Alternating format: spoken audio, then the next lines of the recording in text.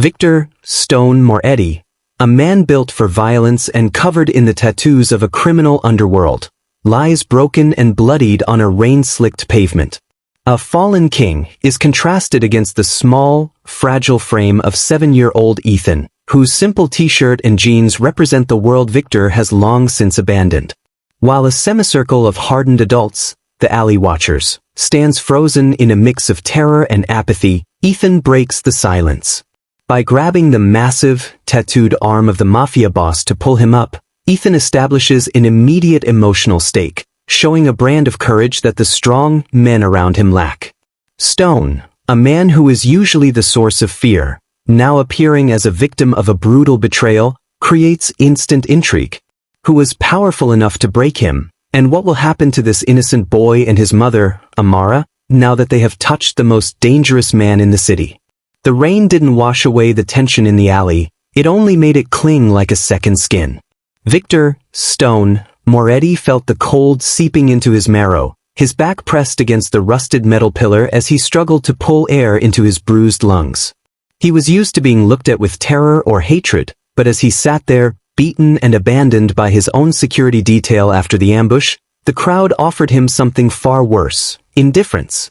The alley watchers, a loose semicircle of men in dark jackets and streetwear, stood like statues.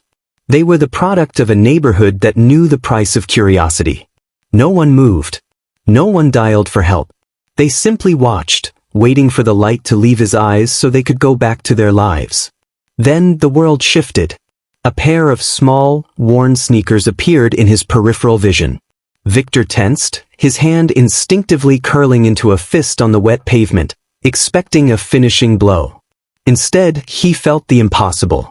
2 small, warm hands clamped onto his forearm. "You have to get up," a high, clear voice commanded. Victor's eyes snapped open. A boy, no older than 7, was leaning back, using his entire body weight to try and haul the massive, tattooed man upward. The child wasn't shaking. His face was a mask of pure, stubborn determination. For the first time in a decade, Victor felt a flicker of something that wasn't survival instinct. It was genuine, paralyzing shock. "Ethan! No!" The scream sliced through the rain. From the edge of the shadows, a woman burst forward. Amara Elise Thompson had spent her life teaching her son to be invisible, to keep his head down in a world governed by men like the one he was currently touching. Her heart hammered against her ribs like a trapped bird as she scrambled across the slick asphalt. She skidded to a halt beside them, her breath coming in ragged gasps. Up close, the man was even more terrifying, a mountain of muscle and dark ink, his face a map of fresh violence. This was the Stone, the man who owned the very air they breathed, and her son was treating him like a fallen playmate. "Ethan, let go. Right now," Amara whispered, her voice trembling with a terror she couldn't hide. She reached out, her fingers hovering inches from her son's shoulder, terrified that even moving him might trigger the predator before them. "But Mom, he's hurt," Ethan insisted, his grip tightening on Victor's singlet-clad arm. Victor looked up. His guarded, tired eyes met Amara's wide, panicked gaze. The crowd held its breath, the silence in the alley becoming so heavy it felt like it might shatter. Victor looked at the boy, then at the woman, and finally at the hands on his arm. He didn't growl. He didn't strike. He simply sat there, stunned by the touch of someone who didn't want anything from him but his recovery. "He's okay, Ethan," Amara lied, her voice cracking as she finally grabbed her son's waist and pulled him back. "We have to go. We have to go now." As she hurried Ethan away, not looking back, Victor watched them disappear into the rain. He stayed there, the spot on his arm where the boy had held him feeling strangely warm against the freezing night. He looked at the alley watchers, who quickly scattered like roaches in the light, and whispered a single word to the empty air. "Find them." Victor sat in the back of a different armored vehicle now, his wounds stitched and his ribs taped, but the physical pain was a dull hum compared to the agitation in his chest. His men, those who had arrived too late to stop the ambush but in time to scrape him off the pavement, moved with a frantic, terrified energy. They expected his wrath. Instead, they found him staring out the window, his fingers tracing the exact spot on his forearm where the boy's small, warm hands had gripped him. He closed his eyes and could still hear the child's voice. "You have to get up." In the underworld, honor was often just a word used to justify a killing. But a debt was different. A debt was a weight that had to be balanced. He had spent 20 years building a reputation as a man of stone, a statue that couldn't be moved by pleas or blood. Yet, a 7-year-old with scuffed sneakers had moved him effortlessly. "Did you find them?" Victor's voice was a low rasp, cutting through the silence of the car. "The neighborhood is dense, boss," his lead enforcer, Marco, replied cautiously. "But the woman, she had a look. Not from the streets. We're pulling the footage from the deli on the corner." "I don't want excuses. I want a name," Victor said, his gaze turning cold as he looked at the passing tenements. "And Marco? Ensure no one else goes looking for them. If a single hair on that boy's head is touched by a rival family trying to get to me, I will burn this borough to the ground." 3 blocks away, Amara Elise Thompson was trembling as she fumbled with her keys. She had bolted the door to her 3rd-floor walk-up, pushed the dresser in front of it, and held Ethan until he fell asleep, still insisting that the tattoo man just needed a bandage. By morning, the sunlight felt like a lie. She tried to convince herself it had been a hallucination brought on by exhaustion, but when she peeked through the cracked slats of her window blinds, her heart stopped. The street below was the usual graveyard of rusted sedans and overflowing trash bins, but sitting directly at the curb of her building was a vehicle that didn't belong. It was a black SUV, its paint so polished it looked like a void in the middle of the grimy street. The windows were tinted a deep, impenetrable sable. It didn't move. No one got out. It simply sat there, a silent, heavy sentinel watching the entrance to her life. Amara backed away from the window, her hands pressed to her mouth.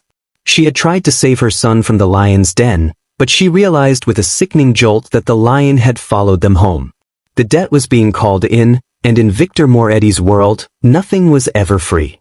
The black SUV had been there for 3 days, a silent gargoyle guarding the entrance to Amara's crumbling apartment building. She had spent those 72 hours in a state of high-alert paralysis, jumping at every creak of the floorboards. She kept the curtains drawn, but the shadow of the vehicle seemed to bleed through the fabric, staining her living room with the threat of what was to come. On the 4th morning, the silence was finally broken. A heavy, rhythmic thud echoed through the hallway. It wasn't the frantic pounding of a debt collector or the casual knock of a neighbor. It was deliberate, authoritative. Amara stood in the center of her kitchen, a half-peeled orange in her hand, her heart hammering a frantic rhythm against her ribs. "Mom? Someone's at the door," Ethan said, looking up from his coloring book. "Stay in your room, Ethan." "Now," she whispered, her voice tight. She approached the door, her hand trembling as she reached for the deadbolt. She peeked through the tiny fisheye of the peephole. Her breath hitched. Standing in the dimly lit hallway was the man from the alley.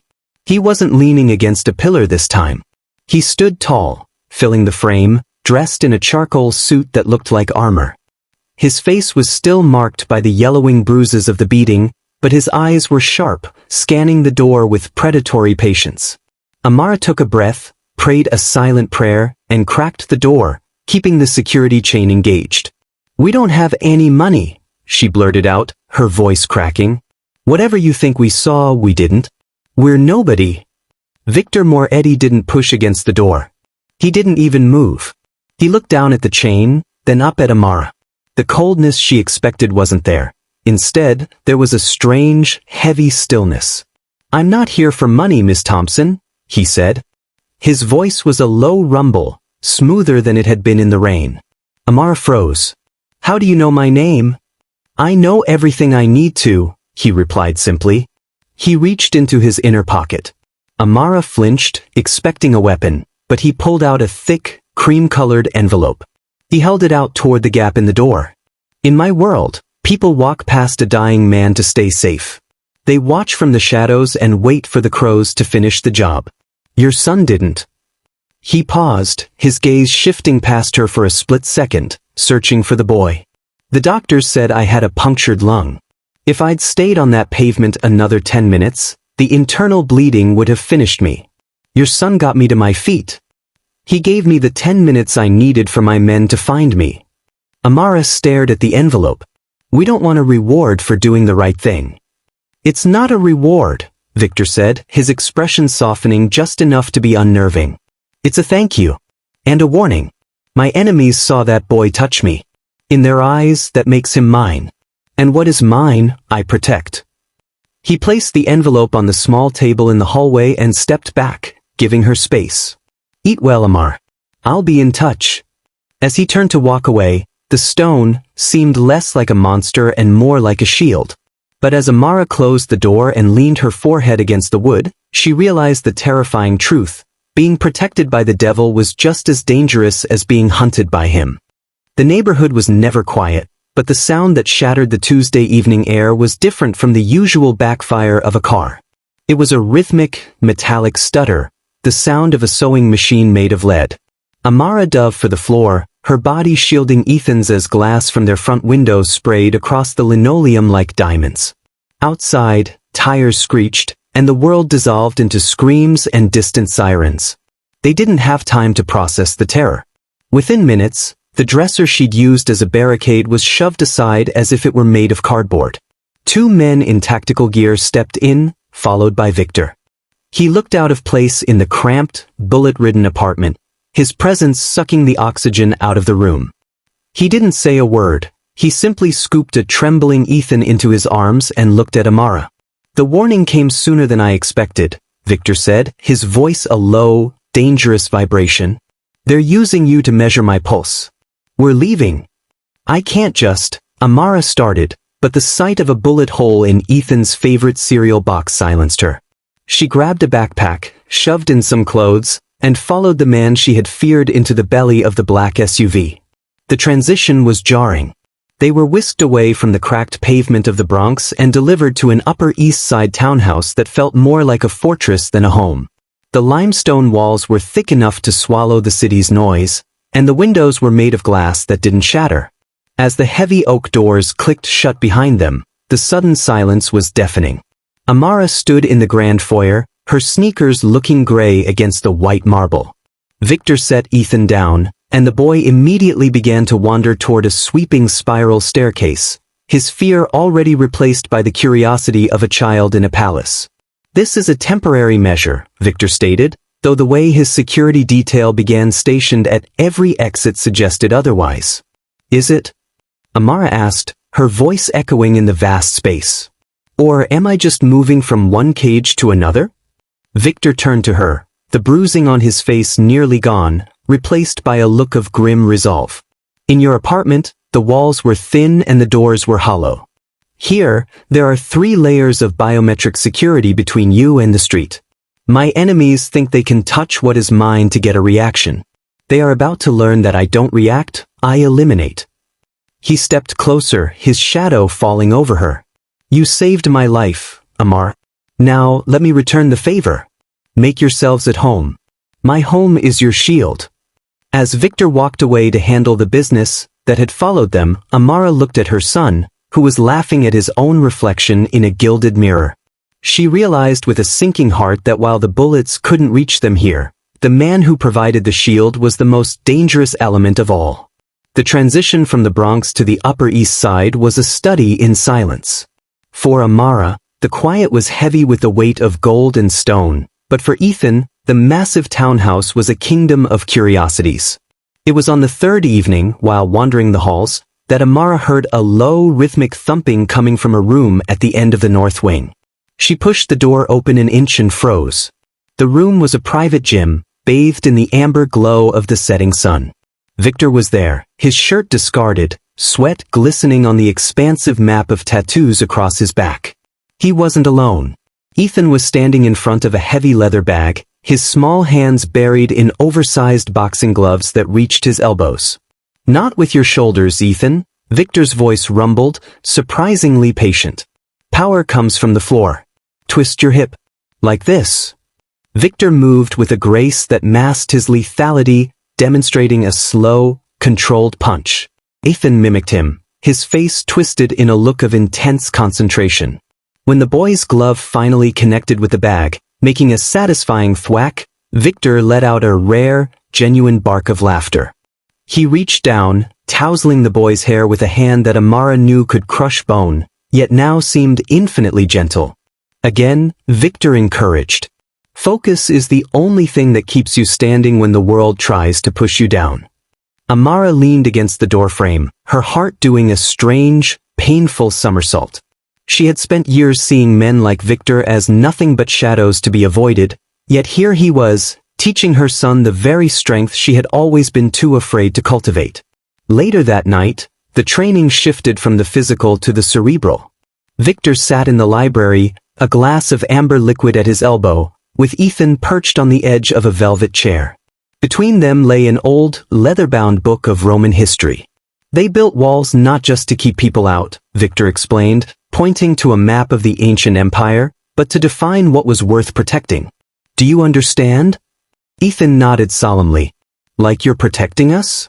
Victor's gaze flickered toward the doorway, catching Amara's eyes. The stone persona didn't crumble, but it softened, revealing a man who was weary of the war he had inherited. Precisely, Victor whispered. In that moment, Amara realized the danger had changed. She was no longer just afraid of the bullets outside or the man inside.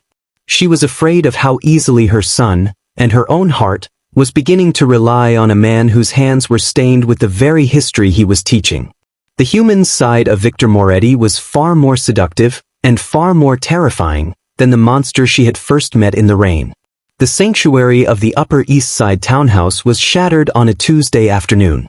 A disagreement among Victor's associates had spilled over into the home, and the thick oak doors of the study could not contain the rising heat of the conflict. Amara had been heading toward the kitchen to fix Ethan a snack when the sound of a heavy chair crashing against the floor made her stop dead. Against her better judgment, she moved toward the cracked door of the library. Through the sliver of space, she saw a man she didn't recognize, a panicked underboss, shaking as he stood before Victor's desk. Victor was no longer the patient teacher who had sat with Ethan over history books. He stood with a terrifying, predatory stillness. His tailored suit jacket was off, sleeves rolled up to reveal the ink-stained muscle of his forearms. When the underboss reached out in a desperate, pleading gesture, Victor's movement was a blur of lethal efficiency. In one fluid motion, Victor seized the man by the throat and slammed him against the mahogany bookshelf. The sound of the impact was sickeningly dull. Victor's face was a mask of cold, unyielding granite. The stone had returned. I gave you an order, Victor whispered, his voice vibrating with a menace that turned Amara's blood to ice. In my world, a mistake is a choice. And choices have prices. The underboss gasped for air, his feet dangling inches off the floor. Victor didn't let go until the man's face turned a bruised purple. When he finally dropped him, it wasn't out of mercy, but out of disgust. Victor looked down at his own hand, which was flecked with a spray of blood from the man's split lip. He didn't flinch. He simply reached for a silk handkerchief and wiped it away as if it were nothing more than spilled wine. Amara backed away, her breath hitching in her throat. This was the reality she had tried to ignore. The human side she had seen in the gym was a beautiful lie, a thin veneer over a core of absolute violence. She ran to Ethan's room, her hands shaking so hard she could barely pack the small bag she had hidden under the bed. The black SUVs, the marble floors, and the private tutors were all paid for in the currency of fear and blood. We have to go, Ethan, she whispered, her voice frantic as she pulled her son away from his toys. Why, Mom? Is the tattoo man mad? Ethan asked, his eyes wide with confusion. The tattoo man isn't who we thought he was, Amara said, her eyes darting toward the window. She realized then that the fortress hadn't been built to keep the world out. It had been built to keep Victor's world in. She didn't know how they would get past the biometric locks or the guards at the gate, but she knew one thing. She could not let her son grow up to think that blood on a silk handkerchief was normal. The shadow of the stone loomed larger than ever, and for the first time, the protection felt like a prison. Amara didn't make it to the front door. She was halfway down the grand marble staircase, Ethan's hand gripped tightly in hers, when Victor stepped into the foyer. He wasn't shouting. He didn't have his weapon drawn. He simply stood there, still wearing the shirt with the rolled-up sleeves, his gaze dropping to the packed bag slung over Amara's shoulder. "The gates won't open for you, Amara," he said quietly. The coldness from the study was gone, replaced by a hollow, weary resonance. "My security has orders. No one leaves while the streets are red." "I saw what you did," Amara snapped, her voice trembling with a cocktail of adrenaline and fury. "I saw the stone. I won't let my son grow up thinking that a man's worth is measured by how hard he can hit someone. We're leaving, Victor. Open the gates." Victor didn't move. Instead, he sat on the bottom step of the staircase, putting himself physically lower than her. He looked at his hands, the knuckles raw, the ink dark against his skin, and let out a jagged breath. "I was Ethan's age when I was given my first knife," Victor began, his voice barely above a whisper. "Not for protection, but for survival. In my world, loyalty is the only currency that doesn't devalue, and violence is the only language that stops people from taking what you love. I am not a good man, Amara. I have done things that would make you sick to hear. I am a monster built to protect a legacy I never asked for." He looked up at her, and for the first time, the stone looked fragile. The exhaustion in his eyes wasn't from the physical battle, but from the weight of the crown he wore. "I spent 40 years becoming the man everyone fears so that one day, I wouldn't have to be afraid for anyone. But then your son grabbed my arm in that alley. He didn't see a boss. He didn't see an enemy. He saw a man who was hurting." Victor's gaze shifted to Ethan, who was watching him with wide, curious eyes. "For the first time in my life, I wanted to be the man he thought I was."